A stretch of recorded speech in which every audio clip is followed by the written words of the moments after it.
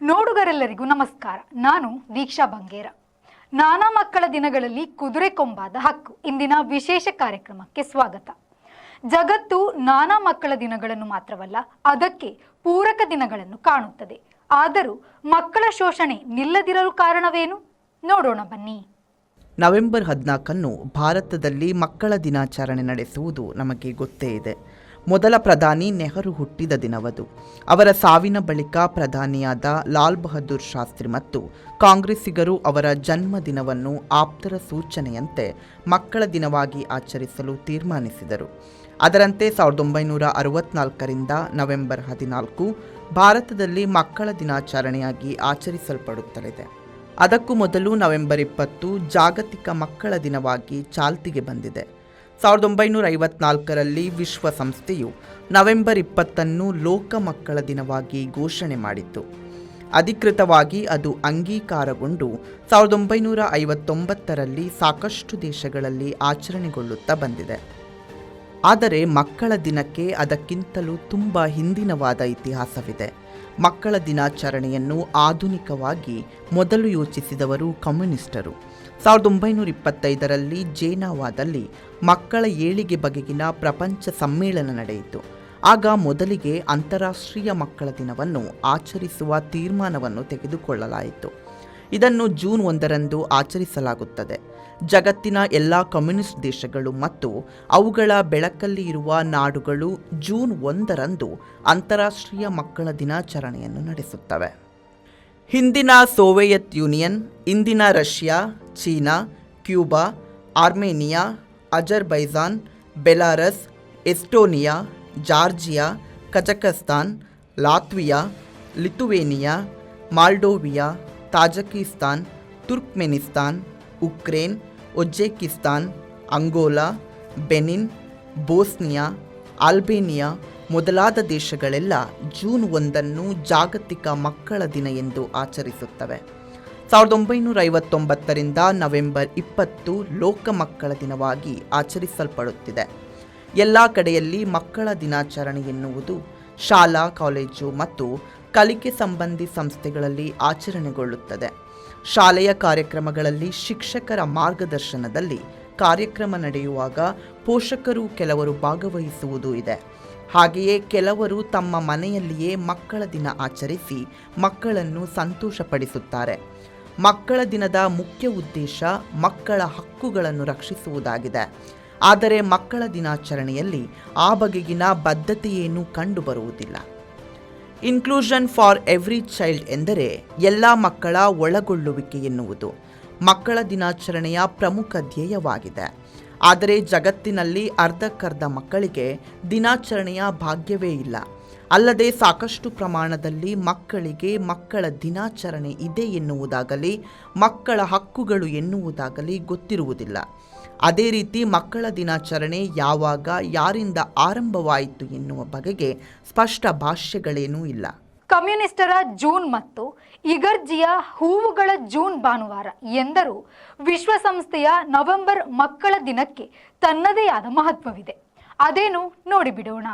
1857ರ June ತಿಂಗಳ 2ನೆಯ ಆದಿತ್ಯವಾರವನ್ನು ಮಕ್ಕಳಿಗಾಗಿ ಮೀಸಲ್ಪಟ್ಟುದರಿಂದ ಅದೇ ಆರಂಭದ ಮಕ್ಕಳ ದಿನಾಚರಣೆ ಎಂಬುದು ಕೂಡ ಕೆಲವು ದಾಖಲೆಗಳಲ್ಲಿ ಇದೆ. ಮೆಸಾಚುಸೆಟ್ಸ್ನ ಚೆಲ್ಸಿಯಾದ ಯೂನಿವರ್ಸಲಿಸ್ಟ್ ಚರ್ಚ್ ಆಫ್ ರಿಡೀಮರ್ನ ಪಾದ್ರಿಯಾಗಿದ್ದ ರೆವರೆಂಡ್ ಚಾರ್ಲ್ಸ್ ಲಿಯೋನಾರ್ಡೋ ಇದನ್ನು ಆರಂಭಿಸಿದವರು. ಅದು ಪ್ರತಿ ವರ್ಷವೂ ಆಚರಣೆಗೊಂಡಿತು. ಮಕ್ಕಳು ಹೂವಿನಂತೆ, ಅದರಲ್ಲೂ ಗುಲಾಬಿ ಹೂವಿನಂತೆ ಎಂದು ಲಿಯೋನಾರ್ಡೋರು ಆ ದಿನವನ್ನು ರೋಸ್ ಡೇ ಎಂದು ಕರೆದರು. ಅದು ಮುಂದೆ ಹೂವಿನ ಭಾನುವಾರ ಎನಿಸಿಕೊಂಡಿತ್ತು. ಏಕೆಂದರೆ ಆ ಕಾಲದಲ್ಲಿ ಎಲ್ಲ ಕಡೆ ಗುಲಾಬಿ ಇಲ್ಲವೇ ರೋಸಾ ಹೂವು ಸಿಗುತ್ತಿರಲಿಲ್ಲ. ಆದರೂ ಜೂನ್ 2ನೆಯ ಭಾನುವಾರವನ್ನು ಸಾಕಷ್ಟು ಇಗರ್ಜಿಗಳಲ್ಲಿ ಮಕ್ಕಳಿಗಾಗಿ ವಿಶೇಷ ದಿನ ಎಂದೇ ಮೀಸಲಿರಿಸಿ ನಡೆಸುವುದು ರೂಢಿಯಲ್ಲಿದೆ. ಇನ್ನು 2024ರ ನವೆಂಬರ್ 20ರ ವಿಶ್ವ ಮಕ್ಕಳ ದಿನಕ್ಕೆ ವಿಶ್ವಸಂಸ್ಥೆಯ ಈ ವರ್ಷದ ಧ್ಯೇಯ ವಾಕ್ಯವನ್ನು ನೀಡಿದೆ. ಅದು for every child every right ಎಂದರೆ ಎಲ್ಲ ಮಕ್ಕಳಿಗಾಗಿ ಎಲ್ಲ ಹಕ್ಕುಗಳು ಎಂಬುದಾಗಿದೆ. ಎಲ್ಲ ಹಕ್ಕುಗಳು ಎಲ್ಲ ಮಕ್ಕಳಿಗೆ ಎಂದು ಹೇಳಬಹುದು. ಎಲ್ಲ ಮಕ್ಕಳಿಗೆ ಎಲ್ಲ ಹಕ್ಕುಗಳು ಸಿಗುವುದು ಬಿಡಿ, ಬಹಳಷ್ಟು ಮಕ್ಕಳಿಗೆ ಹಕ್ಕುಗಳ ಅರಿವು ಕೂಡ ಇಲ್ಲ.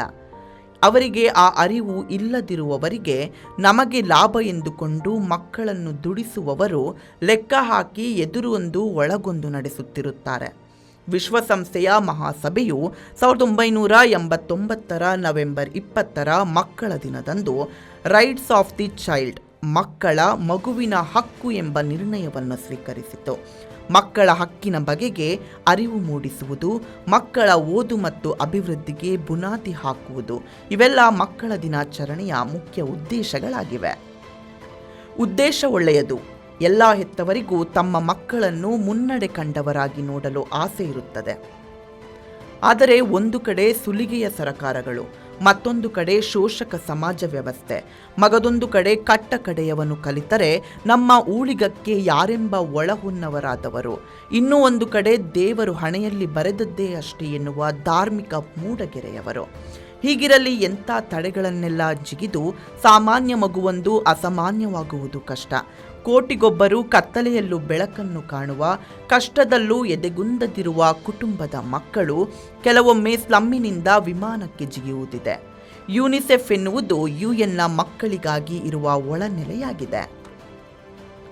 ಯುನೈಟೆಡ್ ನೇಷನ್ಸ್ ಮಕ್ಕಳಿಗೆ ಸಂಬಂಧಿಸಿದಂತೆ ಇನ್ನೂ ಕೆಲವು ದಿನಾಚರಣೆಗಳನ್ನು ನಡೆಸುತ್ತದೆ. ಆಕ್ರಮಣಕ್ಕೆ ಒಳಗಾದ ಮಕ್ಕಳಿಗಾಗಿ ಅಂತಾರಾಷ್ಟ್ರೀಯ ದಿನವನ್ನು ಜೂನ್ 4 ಆಚರಿಸಲಾಗುತ್ತದೆ. ಮಕ್ಕಳನ್ನು ದುಡಿಸುವುದರ ವಿರುದ್ಧ ಅಂತಾರಾಷ್ಟ್ರೀಯ ದಿನಾಚರಣೆಯು ಜೂನ್ 12 ನಡೆಯುತ್ತದೆ. ಆಗಸ್ಟ್ 12 ಅಂತಾರಾಷ್ಟ್ರೀಯ ಯುವ ದಿನ ಆಚರಿಸಲಾಗುತ್ತದೆ. ಅಕ್ಟೋಬರ್ 11 ಅಂತಾರಾಷ್ಟ್ರೀಯ ಹೆಣ್ಣು ಮಗುವಿನ ದಿನ ಆಚರಿಸಲಾಗುತ್ತದೆ. ಲೈಂಗಿಕ ಶೋಷಣೆ, ಬೈಗುಳ ಮತ್ತು ಹಿಂಸಾಚಾರಕ್ಕೆ ಸಿಕ್ಕಿದ ಮಕ್ಕಳನ್ನು ರಕ್ಷಿಸುವ, ಗುಣಪಡಿಸುವ ವಿಶ್ವ ದಿನ ಎಂದು ನವೆಂಬರ್ 18 ಆಚರಣೆ ಕಾಣುತ್ತದೆ. ಹೀಗೆಲ್ಲ ಇದ್ದರೂ ಜಾಗತಿಕವಾಗಿ ಮಕ್ಕಳ ಉದ್ಧಾರ ಇನ್ನೂ ಕೂಡ ಕುದುರೆ ಕೊಂಬಾಗಿಯೇ ಇದೆ. ಅಕ್ಟೋಬರ್ ತಿಂಗಳಿನಲ್ಲಿ ಹೆಣ್ಣು ಮಕ್ಕಳ ದಿನವನ್ನು ಆಚರಿಸಿ ನವೆಂಬರ್ನಲ್ಲಿ ಶೋಷಣೆ ಬಿಡುಗಡೆಯ ಮಕ್ಕಳ ದಿನ ಕಾಣುತ್ತಿದ್ದೇವಾದರೂ ಫಲ ಅಸ್ಪಷ್ಟ. ನಾನಾ ಮಕ್ಕಳ ದಿನಗಳಲ್ಲಿ ಕುದುರೆ ಕೊಂಬಾದ ಹಕ್ಕು ಇಂದಿನ ವಿಶೇಷ ಕಾರ್ಯಕ್ರಮವನ್ನು ಮುಗಿಸುವ ಹೊತ್ತು. ನಮಸ್ಕಾರ. ಇದು ಈ ಹೊತ್ತಿನ ಪ್ರಮುಖ ಸುದ್ದಿ. ನಿರಂತರ ಸುದ್ದಿ ಮತ್ತು ಮನೋರಂಜನೆಗಾಗಿ V4 ನ್ಯೂಸ್ನ ಫೇಸ್ಬುಕ್ ಪೇಜ್ನ ಫಾಲೋ ಮಾಡಿ ಹಾಗೂ ಯೂಟ್ಯೂಬ್ ಚಾನಲ್ನ ಸಬ್ಸ್ಕ್ರೈಬ್ ಮಾಡಿ.